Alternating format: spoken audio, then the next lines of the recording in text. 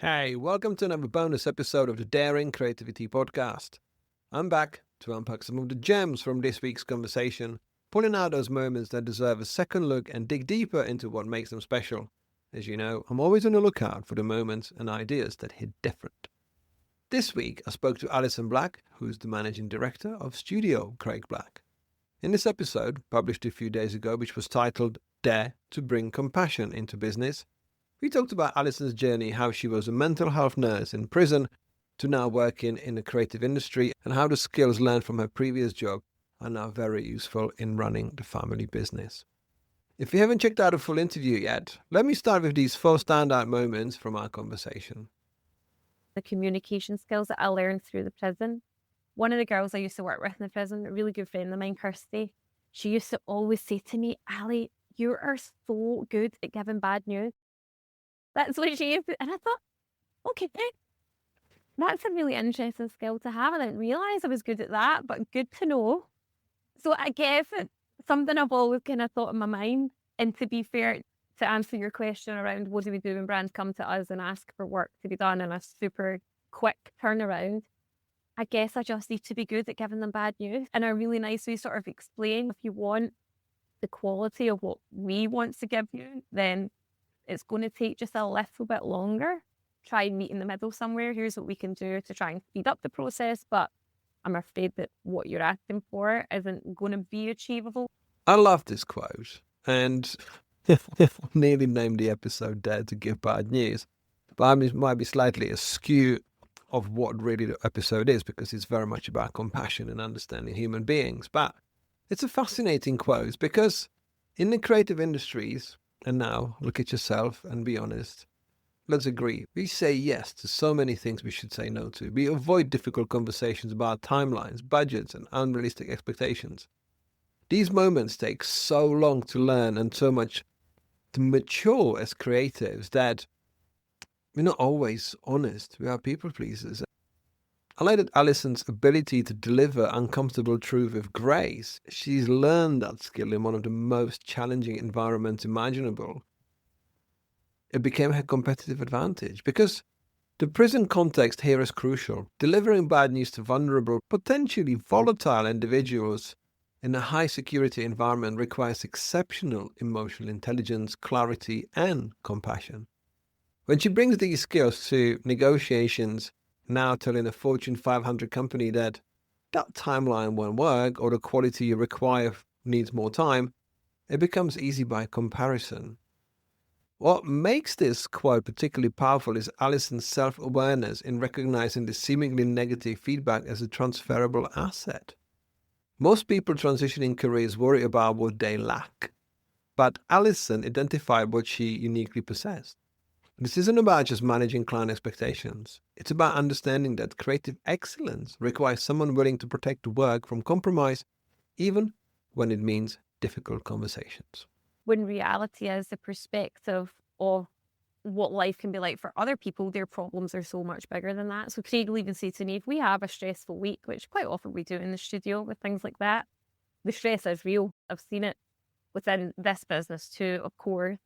But Craig will stop me if I get a wee bit stressed or anxious about something. He'll say, but listen, Ali, did anyone die? And it's such a good point, because that is when you're working at not even just a prison, but a medical setting in general. There's people who they come in and they are very unwell. They're potentially life-threatening illnesses, whatever it may be. And there's people there whose jobs are to manage that and to support them back to full health. And that is someone's job who they then go home at night and they think about that and they hope that they're okay and they pray that when they go in the next day, the patient will be okay. So it does just put it into perspective, I think, sometimes, and make you realise that your problems aren't quite always as big as perhaps you build them up to be in your head. So we talked about stress, and we talked about good stress, about willingness to do things right, because the stress is ever present in what we do. We often have dramas around deadlines, agonizing whether blue is the right shade. We got existential crisis over client feedback. It goes back to the previous moment, the people pleasing. Like, how do we stand back and actually take a view of what we've created? Because in Alison's perspective, made in an environment where actual lives hang in balance. And yes, we talk about prison again. This kind of offers a radical recalibration of what constitutes a real problem. Because when you think about it, it's and I will wheel out one of the quotes I must have used on the podcast, God knows how many times, but even the best surgeon can't take out their own appendix. You can be equipped with all sorts of tools and techniques, but sometimes the nervous system takes over and we get overwhelmed. We don't have that resilience for the day, being emotional resilience, physical resilience to get through the day. So when Alison talked about the fact that she gets stressed, and Craig, with his compassion, just says, look, did anyone die? Is everything okay? Because it matters, because it gives permission to creative professionals like Alison or Craig or to you or to me. It gives us a reason to stop catastrophizing. A missed deadline or a client requesting a change or a project that doesn't go as planned. These are genuinely stressful situations, but they're not life or death.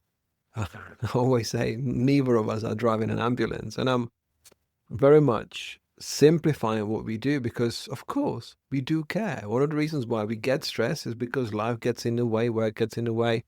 There's no such thing as end of problems. We always will be dealing with something that is going to get in our way, but that's an opportunity.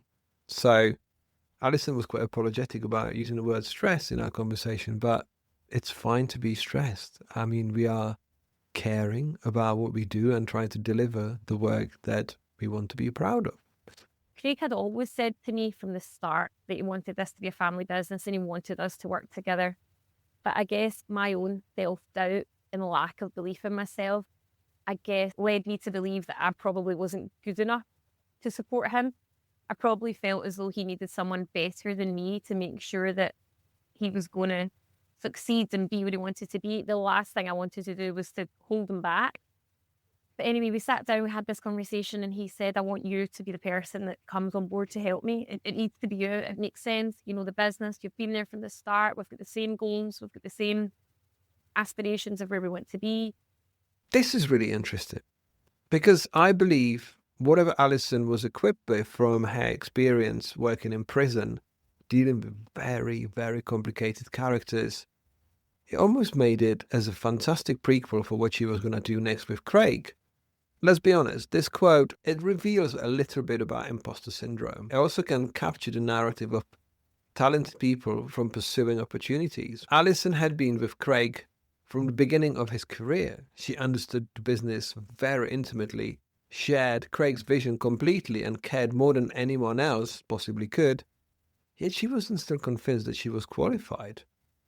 So the reasoning here is heartbreaking and universal. I might hold him back. This is exactly how imposter syndrome operates, and it's almost insidious. It disguises fear as a concern for others, making inaction seem noble rather than self-sabotaging. What was really great to hear that in this conversation, Alison realized that she is very much who Craig needed to step in and work with him because they knew each other really well and how they can proceed. And what was really great to know that the industry rallied around, and there was a lot of people who sent her messages of encouragement to make her still feel like an outsider, because ultimately when you think about it, and unless you come from a family that has some sort of legacy in the field or the industry, ultimately we are all outsiders, because until we step in and spend some time in, we'll be on the outside, and that is fine. But this is quite an interesting thing about Craig, I guess, going back to me being good at giving bad news. Craig's really good at suggesting ideas that aren't even in the brief. And I think it's a skill that I really admire in Craig, where they'll come along, quite often brands will come along and they'll say, okay, we're looking for this, this and this. And Craig will say, oh, well, have you actually thought about this? Because this would be better. Sometimes I'm on the call going, oh, Craig, that's not what they've asked for, just they've asked for this, so just let's do what they're asking for. But Craig's probably got a confidence in himself that brands really like, they respond really well to, where he goes, I really like what you're asking, but I think this would be better. And I think if you really want to make a difference, you should think about this. And here's why. I mean, we all know, lots of us would know creative brief that promises a lot, and might not likely to deliver much in the end because it can change. But it's that moment when we step in and drive it. I mean, the project will either happen to you or you will happen with the project, if that makes any sense what I just said. But it's that tension between playing it safe or pushing for excellence. And it sometimes can show a calculated risk-taking is what separates exceptional businesses from just competent ones. Alison's instinct represents how most people operate. Give clients what they ask for, don't rock the boat, minimize friction. It's safe, professional, but it's limiting. So working with Craig's approach when he's confidently suggesting something better to what was requested requires two things most creative people lack: deep knowledge of their craft and the courage to assert that knowledge even when it contradicts the brief. What can be remarkable here is that the brands more than often accept his suggestions. This proves that clients often do not know what they actually need, and they need someone with a vision to show them. From my memory, I always say it was one thing that you want and one thing that you need. So, Alison's learned to trust Craig's creative instincts even though they make her nervous. While he benefits from having someone who initially asks questions, whether he's overstepping, that creative tension between boundary-respecting project management and boundary-pushing artistry is what produces extraordinary work and projects. The underlying message here is that if you're truly an expert in your field, you have a responsibility to guide clients towards better solutions, even when it means gracefully pushing back on their initial brief. That's not arrogance, it's professional integrity. Thank you for joining me on this bonus episode. I hope you check out a full episode with Alison Black, and I'll see you on the next one. If you enjoyed this episode and would like more accessible resources to help you discover your daring creativity, you can pick up one of my books on themes of mindful creativity, creative business, branding, and graphic design. Every physical book purchase comes with a free digital bundle including an ebook and audiobook to make the content accessible wherever you are and whatever you do. To get 10% off your order, visit novemberuniverse.co.uk and use the code podcast. Have a look around and start living daringly.